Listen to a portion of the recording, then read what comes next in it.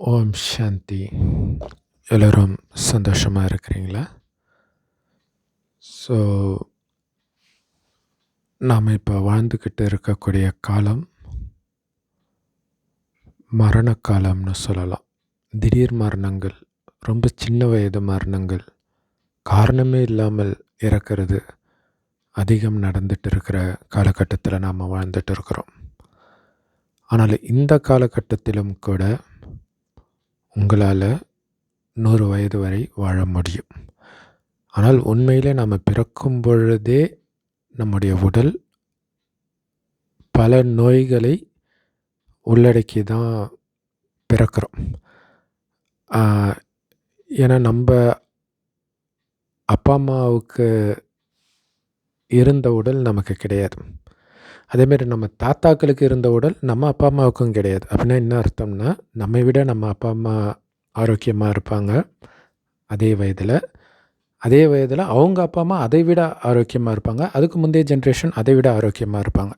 So நாளுக்கு நாள் ஆரோக்கியம் குறைஞ்சிக்கிட்டே இருக்குது. அதுக்கு பல காரணங்கள் இருக்குது. இன்னொன்று, பூமியுடைய வீரியமும் குறைஞ்சிட்டு வருது இல்லை. பூமியுடைய வீரியம் குறையும் போது அதிலிருந்து உற்பத்தி ஆகிற உணவின் சத்தும் கம்மியாக தான் இருக்கும். ஸோ அதை சாப்பிட்றவங்களுடைய ஆரோக்கியமும் கண்டிப்பாகவே கம்மியாக தான் இருக்கும். ஸோ அந்த மண்ணுடைய சக்தி குறைந்ததற்கு மனிதனுடைய குணங்கள் காரணம். மனிதன் பாவ எண்ணங்கள் அதிகமாக சிந்திக்க பாவ காரியங்களும் அதிகமாக செய்கிறான். பாவ காரியங்கள் அதிகரிக்க அது தானாகவே பஞ்ச தத்துவத்தை மாற்றும். ஸோ பஞ்ச தத்துவத்தில் ஒன்றான மண்ணும் மாற்றம் அடைவதற்கு அது ஒரு முக்கியமான காரணம். நிறைய இயற்கை சீற்றங்கள் வருவதற்கும் அது ஒரு முக்கியமான காரணம். ஸோ பிறக்கும்போதே பார்த்திங்கன்னா, இந்த கேன்சரை உருவாக்கக்கூடிய ஜீன் இருக்கும் எல்லாருக்குமே. ஆனால் அந்த ஜீன் எப்போ ஆக்டிவேட் ஆகும்னு யாருக்குமே தெரியாது. எந்த காரணத்தினால ஆக்டிவேட் ஆகும்னு கூட 90% தெரியவே தெரியாது. ஒரு அனுமானத்தில் இந்த மாதிரி ஃப்ரைட் ஐட்டம் சாப்பிட்டா கேன்சர் வரும், காரம் சாப்பிட்டா கேன்சர் வரும், சூடாக சாப்பிட்டா கேன்சர் வரும், இந்த மாதிரி ஒரு சில விஷயங்கள் சொல்லுவாங்க. இவங்க எதெல்லாம் சொல்கிறாங்களோ கேன்சர் காரணமாக அதெல்லாம் பண்ணாட்டினாலும் வரும். அது ஏன்னே தெரியாது. ஸோ இவ்வளவு ரிஸ்கோடு நம்ம பிறந்திருக்கிறோம். இன்னும் நிறைய நோய்கள் வேறு இருக்குது. ஆனால் இந்த காலகட்டத்தில் கூட 100 வயதை கடக்க முடியும். ஸோ நல்லா சாப்பிட்ணும், ஆரோக்கியமாக சாப்பிட்ணும், நல்லா எக்ஸசைஸ் பண்ணணும், இப்படியெல்லாம் சொல்கிறோம். ஆனால் அப்படி நல்லா சாப்பிட்டு நல்ல ஆரோக்கியத்தை பார்த்துக்கிறவங்க ஜிம்மிலே இறக்குறதெல்லாம் நாம் பார்க்குறோம். ஸோ இதெல்லாம் எதுவுமே பண்ணாமல் நான் ஜிம் பக்கமே போனதில்லை, எந்த எக்ஸசைஸும் பண்ணதில்லை, ஆனால் 90 வயது வரைக்கும் நல்லா ஆரோக்கியமாக தான் இருக்கிறேன் அப்படின்ட்டு இப்போ சமீபமாக வெண்ணிராடை மூர்த்தி அவர்கள் சொல்லியிருக்கிறாங்க. ஸோ அதோடைய சீக்ரெட் கேட்டதுக்கு பியூர் வெஜிடேரியன் ஃபுட் அப்படின்னு சொன்னார். ஸோ உணவு ஓகே, அது ஒரு காரணம்தான் வெஜிடேரியன் ஃபுட். ஏன்னா தேவையில்லாத உடம்புக்கு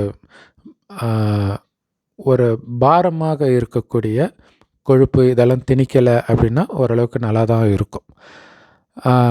ஸோ எக்ஸசைஸே பண்ணாமலே ஒரு நல்லா இருக்கிறார். இதுதான் இங்கே ரொம்ப முக்கியமான விஷயம். பட் மிதமான எக்ஸசைஸ் கண்டிப்பாக தேவை தான். அதேமாதிரி உணவு, லைட்டான உணவு, வெஜிடேரியன் உணவு, அப்புறம் போதிய அளவு உறக்கம். அதிகமாக தேவை கிடையாது. ஒரு 6 மணி நேரம் ஆவரேஜ், வேணால் கூட ஒரு மணி நேரம் இருக்கலாம். அதுக்கு மேலேயும் தேவை கிடையாது. சீக்கிரமாக தூங்கி சீக்கிரமாக எழுந்திரிக்கணும். ஆனால் சீக்கிரமாக எழுந்திரிச்சு என்ன பண்ணுறோன்றது ரொம்ப முக்கியமான விஷயம். பெரும்பான்மையானவர்கள் சீக்கிரமாக எழுந்திரிக்காததுக்கு சொல்கிறதுக்கு காரணமே, நான் எழுந்திரிச்சு என்ன பண்ண போகிறேன் அப்படின்றாங்க. ஸோ எல்லா மதத்துலேயுமே பக்தி பார்த்திங்கன்னா அதிகாலையில் தான் நடக்கும். ஸோ அந்த நேரம் அதுக்கு தான் பயன்படுத்தணும். அதற்காக தான் சீக்கிரமாக எழுந்திரிக்கிறது. இப்போ மனிதர்கள்கிட்ட பக்தி, கடவுள் நம்பிக்கை இதெல்லாம் ரொம்ப குறைஞ்சிட்டது ஒரு முக்கியமான காரணம் அவங்க சீக்கிரமாக எழுந்திரிக்காமல் இருக்கிறதுக்கு. ஏன்னா முந்தைய ஜென்ரேஷன்லாம் பார்த்திங்கன்னா காலையில் எழுந்திரிச்சோன்னே பார்த்தா எல்லார் வீட்லேயும் வாசல் தெளித்து கோலம் போட்டிருப்பாங்க. ஸோ அப்போ அவங்க அதுக்கு முன்னாடி எழுந்திரிச்சிருந்தா தான் அது சாத்தியம். ஸோ அவர்கள் அதிகாலை எழுந்திரிச்சது ஒரு முக்கியமான காரணமாக இருந்தது. அவர்களுடைய ஆயுள் அதிகமாக இருந்ததுக்கு. இன்றைக்கி அந்த பழக்கம் இல்லை. அது ஒரு முக்கியமான காரணம். அடுத்தது சுவைக்கு அடிமையாகி நல்லா ஃப்ரை பண்ண ஐட்டம் சாப்பிட்றது, இது இல்லாமல் பீஸா, பர்கர்னு என்னென்னமோ உணவு பழக்கத்துக்கு, மேலை நாட்டு உணவு பழக்கத்துக்கு அடிமையானதும் ஒரு முக்கியமான காரணம். ஆனால் இது எல்லாமே செகண்டரி ரீசன் தான். மெயின் ரீசன் ஒன்று இருக்குது. இல்லை, உலகத்தில் அதிக டெத்து வர்றதுக்கு காரணமாக ஹார்ட் அட்டாக்கு, கேன்சரு, சுகரு இந்த மாதிரிலாம் சொல்லுவாங்க. ஆனால் இதெல்லாம் வர்றதுக்கு மூல காரணமாக ஒன்று இருக்குது. அதுதான் டிப்ரெஷன். எனக்கு தெரிஞ்ச ஒரு 90% மேலேயே டெத்துக்கு காரணம் டிப்ரெஷனாக தான் இருக்கும். அதிலும் குறிப்பாக பார்த்திங்கன்னா, கணவன் இறந்து 1 வருடத்திலேயே மனைவி இறந்துடுவாங்க. ஸோ அந்த டிப்ரெஷன் எவ்வளோ சீக்கிரம் ஒரு மனிதனை கொல்லும் அப்படிங்கிறதுக்கு இது ஒரு சிறந்த உதாரணம். ஒரு சிலர் இறந்த உடனே இறக்கிறதுலாம் இருக்குது. அதை வேறு பெருமையாக போடுவாங்க, பாருங்கள் 2 பேரும் ஒன்றாவே இறந்தாங்க. அந்த டிப்ரெஷன் அவங்கள சாகடிச்சிருக்குது ஒரு செகண்டில். ஸோ சித்தர்கள்லாம் சுவாசத்தை பற்றி சொல்லுவாங்க. எந்த அளவுக்கு சுவாசம் ஒரு நிமிடத்துக்கு கம்மியாக சுவாசத்தை இழுத்து விடுறோமோ அந்த அளவுக்கு ஆயுள் நீண்டதாக இருக்கும் அப்படின்வாங்க. ஸோ அதுக்கு உதாரணமாக ஆமை சொல்லுவாங்க. அது நீண்ட காலம் வாழறதுக்கு முக்கியமான காரணம் அது சுவாசம் ரொம்ப ரொம்ப கம்மியாக தான் ஒரு நிமிஷத்துக்கு விடும் அப்படின்வாங்க.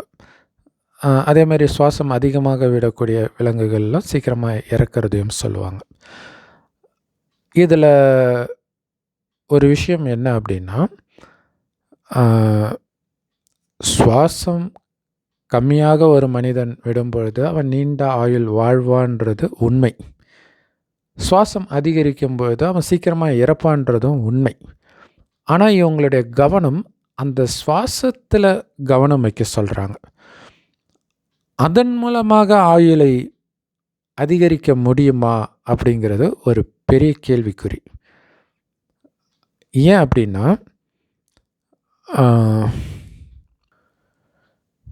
ஒருத்தனுக்கு யூரின் வரும்போது யூரினை அடக்கிட்டு இருக்கிறது நல்லதா?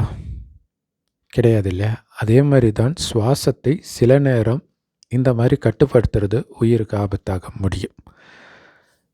ஏன்னா ஒரு சில சமயம் இயற்கையாகவே சுவாசம் அதிகமாக இருக்கும், மூச்சு வாங்கும்.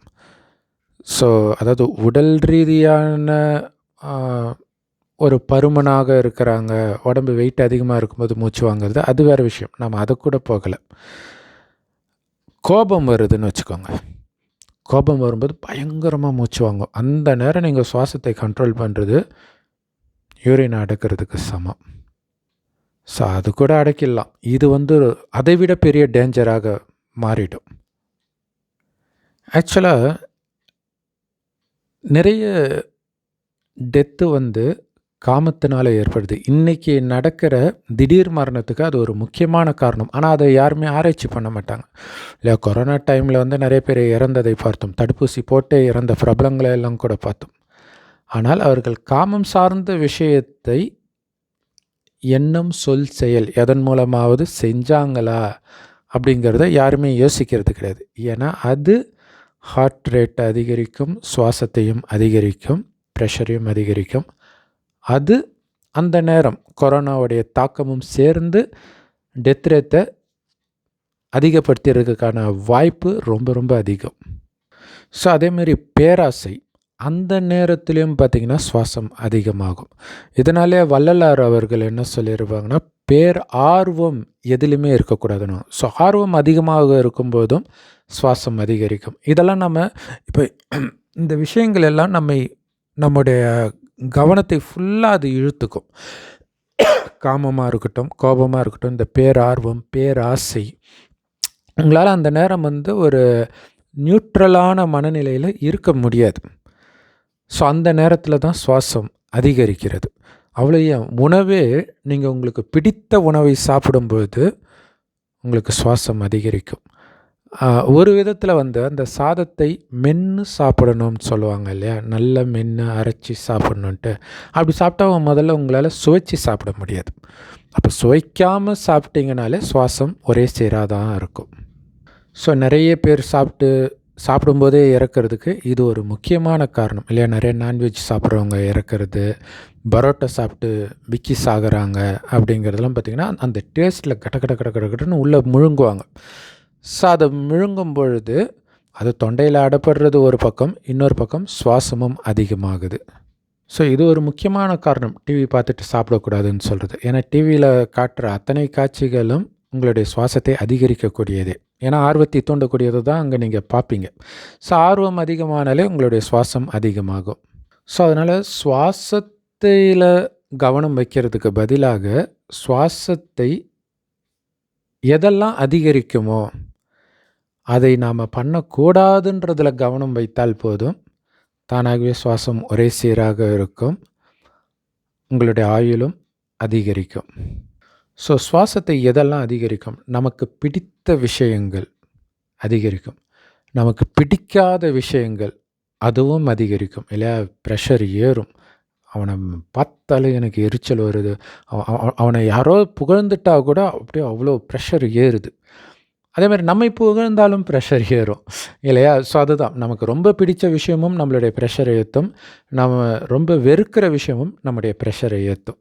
ஸோ ப்ரெஷர் ஏறினாலே தானாகவே சுவாசமும் அதிகமாக தான் ஆகும். ஸோ அப்போ இங்கே உங்களுடைய சுவாசம் ஒரே சீராக இருக்கணும்னா உங்கள் மனநிலை ஒரே சீராக இருக்கணும்.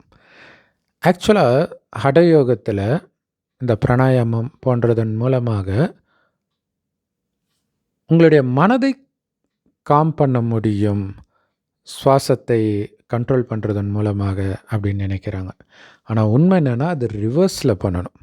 உங்கள் மனதை நீங்கள் காம் பண்ணிட்டீங்கன்னா தானாக சுவாசத்தை பற்றி நீங்கள் கவலைப்படுத்தலை, அது ஒரே சீராக தான் இருக்கும். அந்த மனதை கண்ட்ரோல் பண்ணுறதுல தான் உங்களுடைய கவனம் இருக்கணும். அந்த மனதை எப்படி கண்ட்ரோல் பண்ணுறது? சிம்பிள்.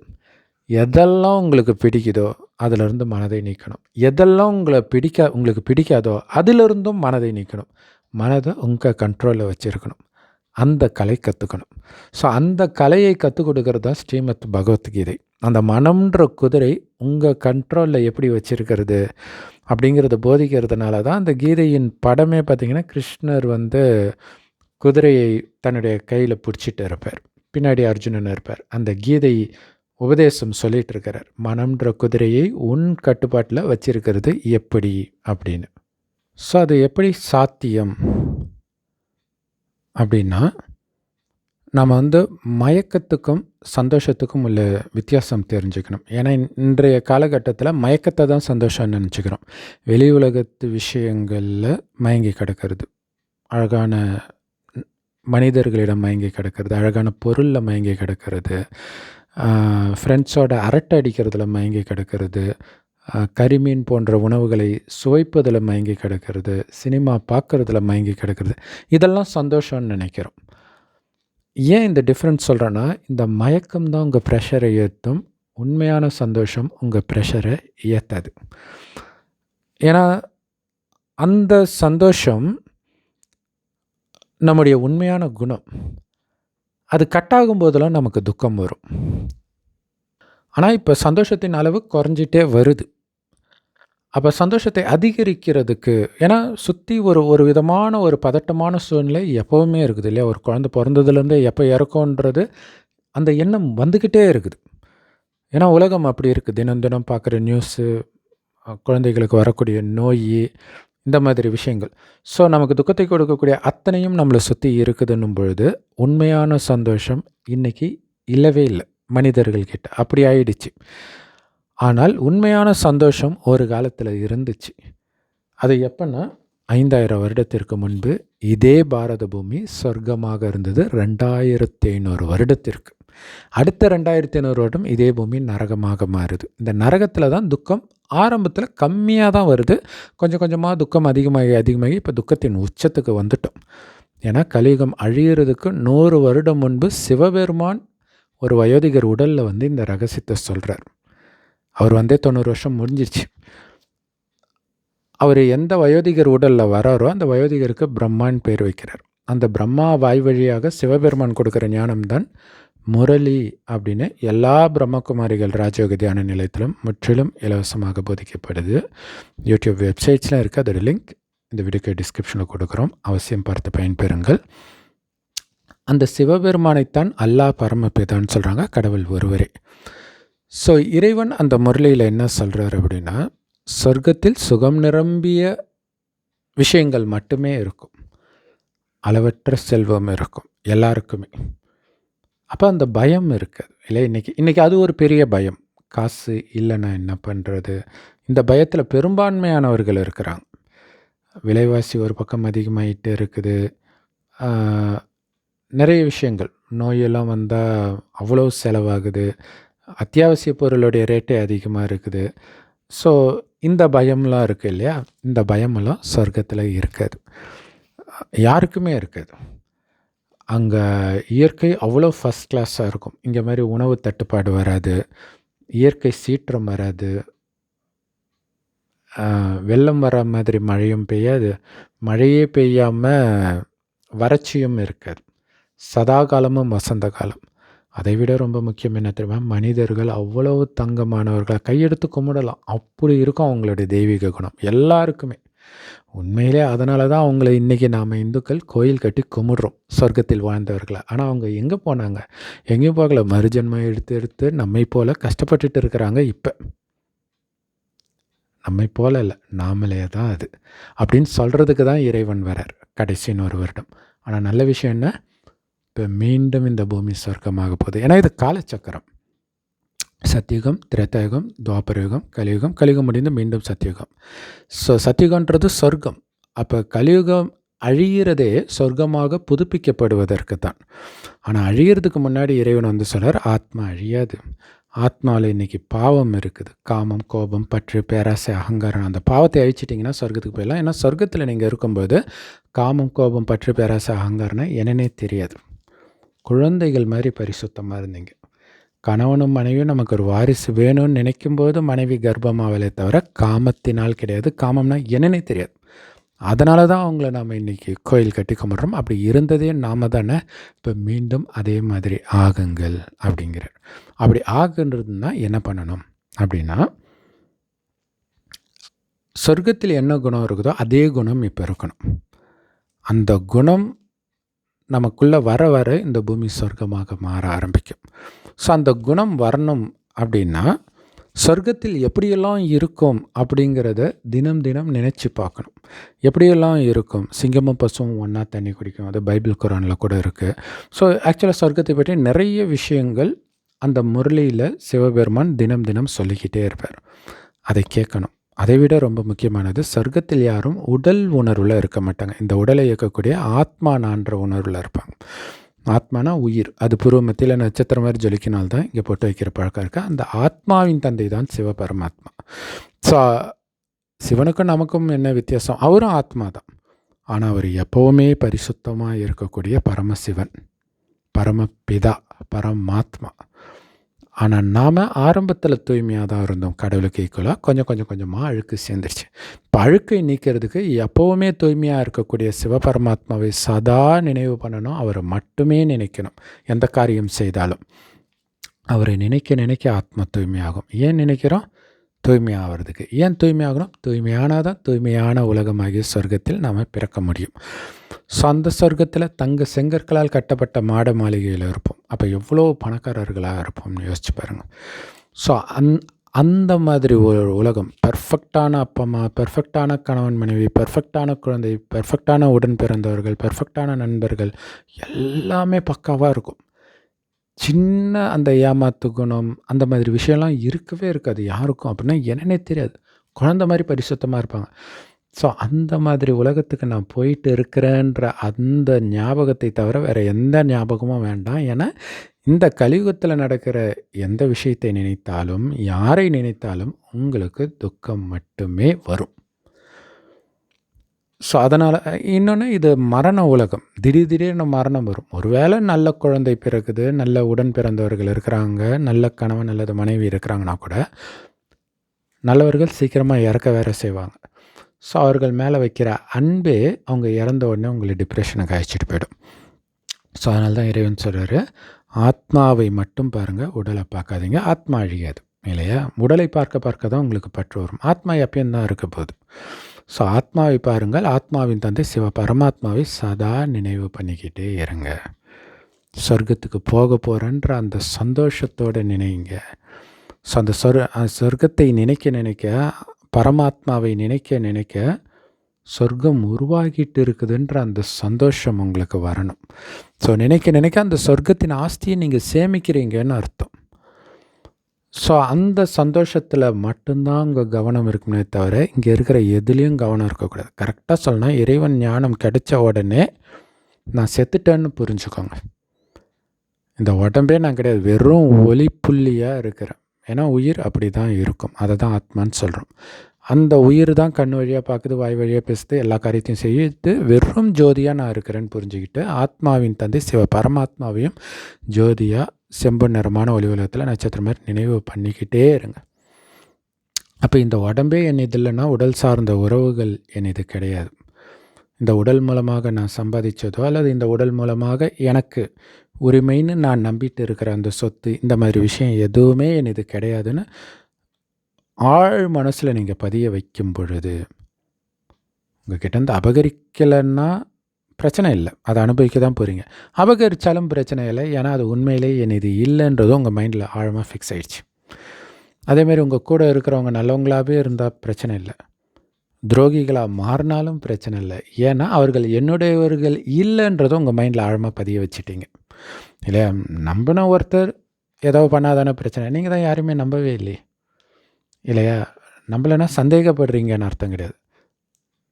அவங்கவுங்களுடைய பாகத்தை நடிக்கிறாங்க, அவ்வளோதான். ஏன்னா இந்த 5000 வருடத்தில் என்ன நடக்குதோ அதே தான் திரும்ப திரும்ப நடக்கும். அப்படின்னா 5000 வருஷம் முன்னாடி இதே நாள் இதே நேரம் இதே வீடியோவை நான் போட்டிருந்தால் தான் இப்போவும் போடுவேன். ஒவ்வொரு 5000 வருடம் கழிச்சு இந்த நேரம் நான் இதான் பண்ணுவேன். அதேமாதிரி ஒவ்வொருத்தருடைய ஆத்மாவிலையும் அந்தந்த நேரம் என்னென்ன பண்ணணுன்றது பதிவாக இருக்கும். அதனால் அவங்க இதனால் பண்ணாங்களா அதனால் பண்ணாங்களா அது தேவையில்லை, அது நம்ம நிம்மதியை கெடுக்கும். அவங்க ஆத்மாவில் பதிவாக இருக்குது, அதை பண்ணாங்க, முடிஞ்சு போச்சு. ஆனால் அதில் கண்டிப்பாக நன்மை இருக்கும். அதை தடுக்க நினைக்காதீங்க, யாருடைய நடிப்பையும் தடுக்க நினைக்காதீங்க, சுற்றி நடக்கிற எதையுமே தடுக்க நினைக்காதீங்க, அதில் நன்மை இருக்கும் அப்படிங்கிறத மட்டும் புரிஞ்சுக்கோங்க. போக போக அது என்ன நன்மைன்னு உங்களுக்கு தெரியும். அப்போ எல்லாத்துலேயும் நன்மை இருக்குது. இன்னொன்று, இந்த உலகத்துக்கு எனக்கு சம்மந்தமும் இல்லை, அப்போ நான் எதுக்காக துக்கப்படணும்? என்னுடைய தந்தை, கணவன், காதலன், காதலி, குழந்தை, சகோதரன், நண்பன் சகலமும் ஒரு சிவன் மட்டுமே, வேற யாரும் என்னுடையவர் கிடையாது. அப்படின்னு அவரையே நினைக்க நினைக்க ஆத்மா ஆனந்தமாகவே இருக்கும். அவரை மறந்தீங்கனாலே வேற எதையாவது நினைப்பீங்க, வேற எதையாவது நினைச்சாலே அந்த ஆனந்தம் கட்டாகும்போது சுவாசம் அதிகமாகும், ஆயுள் குறையும். ஆனால் இறைவனை நினைக்க நினைக்க அந்த ஆனந்தம் சுவாசத்தையும் சரி மனநிலையையும் சரி ஒரே சீராக வச்சிருக்கும். அப்படி இருக்கும்போது உங்களுடைய ஆயுள் இந்த கலியுகத்திலே 100 வருடத்தை தாராளமாக தொடலாம். ஆனால் இதுக்கப்புறம், ஏன்னா நம்ம வந்திருக்கிறதே தமோ பிரதானமான வீக்கான உடம்பு, ஆனால் ஆத்மாவை இப்போ பலப்படுத்துகிறோம். இது முடிஞ்சு சொர்க்கம் வந்த பிறகு அங்கே ஆயுள், சராசரி ஆயுள் 150 எல்லோருக்கும். அங்கே நீங்கள் எந்த பயிற்சியும் பண்ண தேவையில்லை. இப்போ பண்ணுற பயிற்சி அதோடைய பலனை தான் அடுத்த 2500 வருடம் நீங்கள் அனுபவிக்க போகிறீங்க. அங்கே துக்கமான எதுவுமே நடக்க போகிறது கிடையாது. ஆனால் இங்கே அதுதான் நடக்கும். ஆனால் அதுக்கும் எனக்கும் சம்மந்தம் கிடையாது. யாருக்கும் எனக்கும் சம்மந்தம் கிடையாது. யார் வேணாலும் எப்போ வேணாலும் எப்படி வேணாலும் நடப்பாங்க. நான் விலகி சாட்சியாக பார்க்குறேன். அப்படின்னு அர்த்தம், அவங்களுக்கு அதுக்கும் எனக்கும் சம்மந்தமே இல்லைன்னு இருக்கிறது தான் விலகி சாட்சியாக இருக்கிறது. என்னுடையவர் ஒரு சிவபரமாத்மா. இந்த உலகம் அழிகிறதே சொர்க்கமாக மாறுறதுக்காக, எனக்காக. அப்படிங்கிற சந்தோஷம் இருக்க அந்த உலக அழிவு கூட உங்களுக்கு துக்கத்தை கொடுப்பதற்கு பதிலாக சந்தோஷத்தை கொடுக்கும். இதுதான் பைபிளில் உங்கள் துக்கம் சுகமாக மாறும் எப்போ இந்த ரகசியம் தெரிந்தால். அந்த ரகசியத்துடைய நினைவிலேயே ஒவ்வொரு காட்சியையும் பார்த்தால், இல்லாட்டினா துக்கம்தான் வரும். ஓம் சாந்தி. Thanks for watching.